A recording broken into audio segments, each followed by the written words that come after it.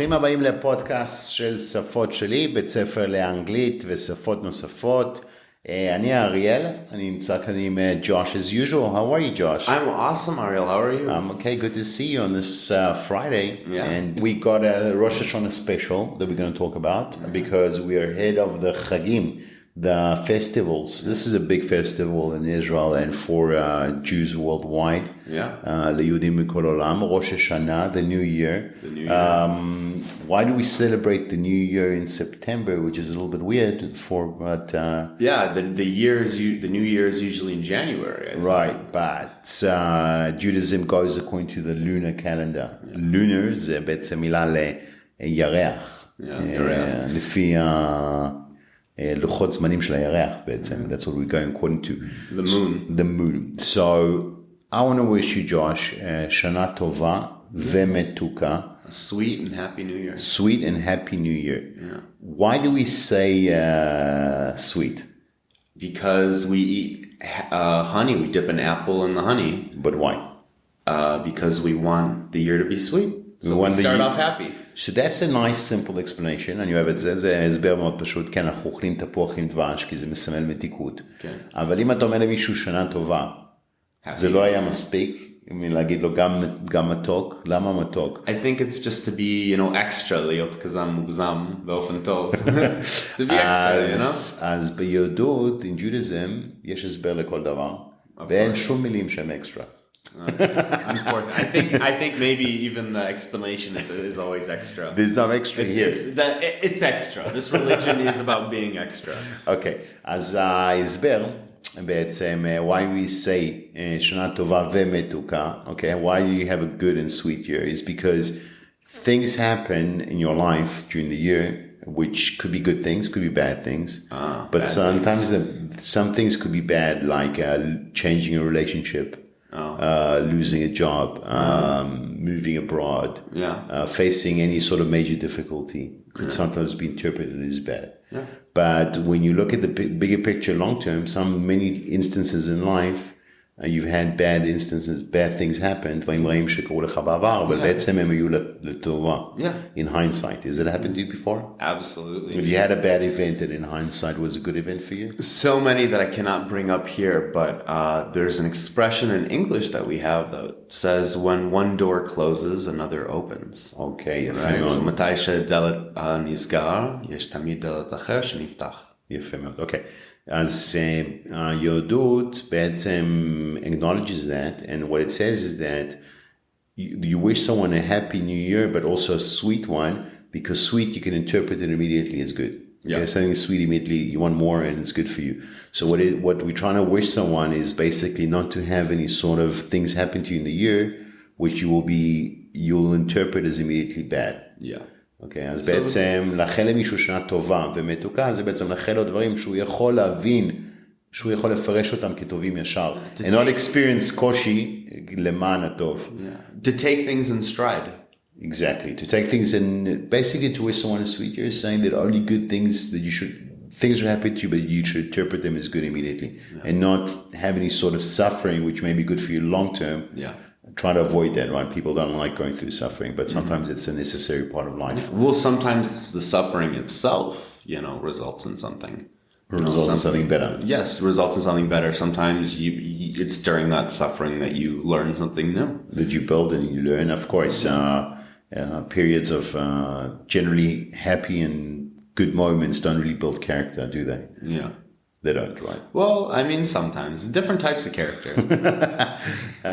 Of course, okay. So what I want to wish you is a happy and sweet year, meaning that all the things that should happen to you this year should be good, that you can interpret them as good right away. Not things that you have to take it as have bad moments and then for the long term will be better for you. There's this podcaster, he's a guest on a podcast, I'm not sure his name, he's this big Navy SEAL person. What's a Navy SEAL? It's like a shayetet, American though, right? Okay. And he had this kind of, I think he was even a drill sergeant, because בן אדם שצועק על אנשים כזה, איך אומרים, גיבוש, there's a דבר הזה.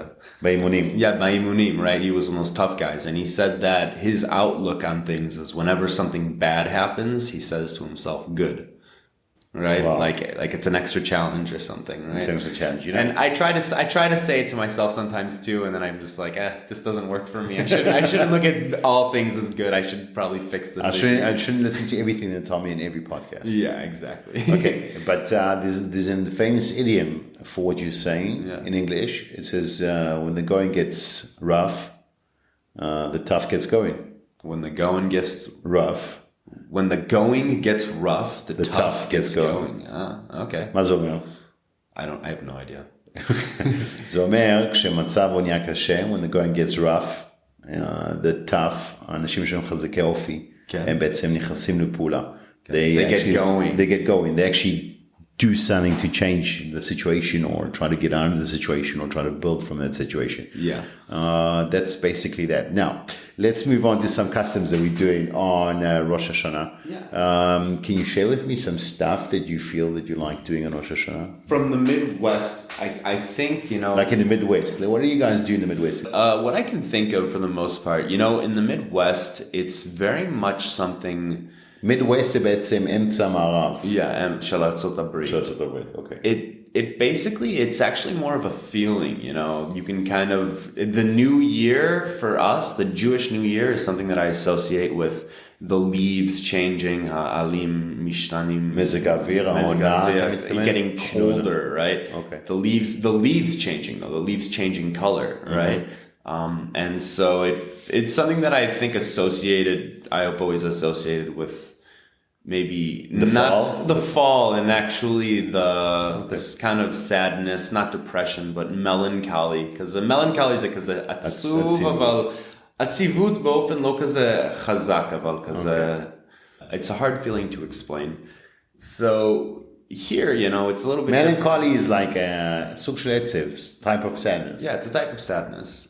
And it's not because it's Rosh Hashanah, it's supposed to be happy and sweet, but just because we're after summer. Of course, summer is generally the happy period. Exactly, it's kind of hard. But as far as traditions, I think usually what I can say is we sometimes have a turkey, which is a Thanksgiving. Okay. A giant turkey. איך אומרים turkey בעברית?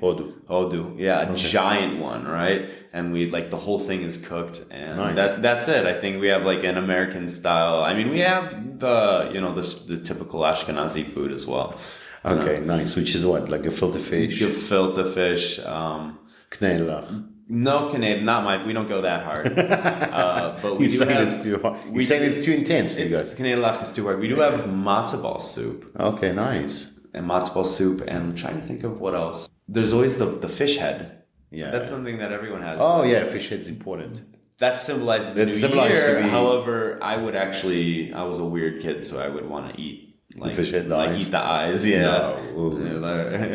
That was a strange אז ג'וש אוהב לאכול את העיניים של הראש לדג. פעם. אז אם אתם מזמינים את ג'וש לערב חג. Today I'll just laugh. תוציאו את העיניים, תוציאו את העיניים מהדג. Maybe I'll poke it. The child in me will want to poke the eye. All right, so I see Rosh Hashanah as a happy period as well, but I've studied a little bit our religion, and it's like more of a day of judgment that a lot of people don't know. What is judgment, Josh? שותפות? Judgment is din, Yom Adin. Yom Adin. אבל לשפוט זה to judge someone. לשפוט is like to judge someone, but with the day itself is a day of judgment, you would say Yom Adin. Yom Adin. Judgment day. Okay. So in Judaism, this is like a judgment day, and then I thought Yom Kippur was. Yom Kippur is the pinnacle of the process. The pinnacle is a harosh. Peak. A peak. קוראים לזה pinnacle. That's a nice new word. Pinnacle. Pinnacle of the process. שזה בעצם מתחיל חודש אלול, which is the month where Rosh Hashanah starts. Yeah. So חודש אלול, this generally Jews around the world get involved with slichot, and then they have to basically start, saying slichot and getting prayers and getting prepared for Rosh Hashanah and getting prepared for Yom Kippur, which is basically your last chance that's when your fate is sealed on Yom Kippur. That's the way Judaism sees it, that you have to repent during the Elul. That's why you blow the shofar every morning, the fuel. So just a little bit of knowledge today, Judaism knowledge. Interesting. Could you tell me about one of your traditions growing up in South Africa? Okay, so in Rosh Hashanah, in South Africa, let's say the community is traditional in a way that you would go to the synagogue, you'd go to shul, the Bet Knesset, for Friday night for, or the evening prayers, whatever it is. You'll come home, guests, and then there'll be a lot of drinking, definitely. We like to drink a lot of wine, a lot of whiskey, and celebrate the new year with a lot of food, different types of food, a lot of biltong.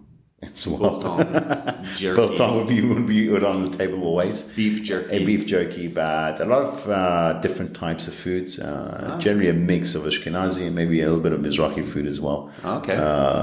Do you like spicy food, Josh? I do. My stomach doesn't. What is spicy? Kharif.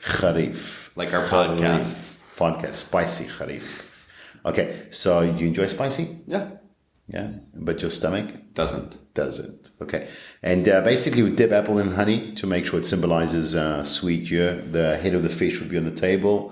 And then basically just spend time with the family. I think it's a good get together for Jews around the world and for people around the world. Yeah. I'm going to be visiting family on Sunday evening. Yeah. Oh, great. So it's a good time to spend time with the family, enjoy the Chag. It's a good moment to relax. And also it's a 2-day Chag. It's not a 1-day Chag. Right? In Israel, it's a 2-day Chag, which means Rosh Hashanah is on Monday and on Tuesday, ends on Tuesday night. It's one of the only Chagim, I think that we have, one of the only festivals, which are 2 days. Yeah. Do you know another 2-day festival? You don't. Mm-mm. Well, Hanukkah is 8. Sukkot's 8. But I'm saying like in terms of the actual, no, I'm not sure. Judaism is like, the Rosh Hashanah is the only holiday, which is a 2-day holiday. All right, so what we're going to do is basically wish you a Chag Sameach. Yeah, Chag Sameach. And may you have Shana Tova ומתוקה. וגם לכל המאזינים שלנו. לכל המאזינים, שגם תפרשו את הדברים, שיהיה לכם רק דברים טובים בחיים, שתוכלו לפרש אותם כטוב במיידי, ולא לעבור סוג של סבל כדי שיהיה טוב אחרי זה. And always look to improve a little bit every day, like we try to do, right? 1% gains. That's 1%, what we always talk small about. Steps every day. Small steps every day. אנחנו תמיד מדברים גם בלימודים, גם בפודקאסט, גם בעבודה שאנחנו עושים כאן, גם כשאנשים מגיעים אלינו לקורסים ללמוד שפה. כן. אנחנו אומרים, אל תסתכלו, אנשים רק רואים את התוצאה בסוף, אבל כדי להגיע לשם, takes a lot of hard work. but אתם לא צריכים לשים את המדע לחץ, רק ככה צעד אחד קדימה, 1% כל הזמן. ללא לחץ. Take the 1% gains every time. חג שמח לכולם. Happy New Year, Josh. Happy New Year. It was nice doing this little short special podcast for Rosh Hashanah. שנה טובה לכולם. We'll be back next week with a lot of grammar and nitty-gritty stuff. Yeah. Bye-bye.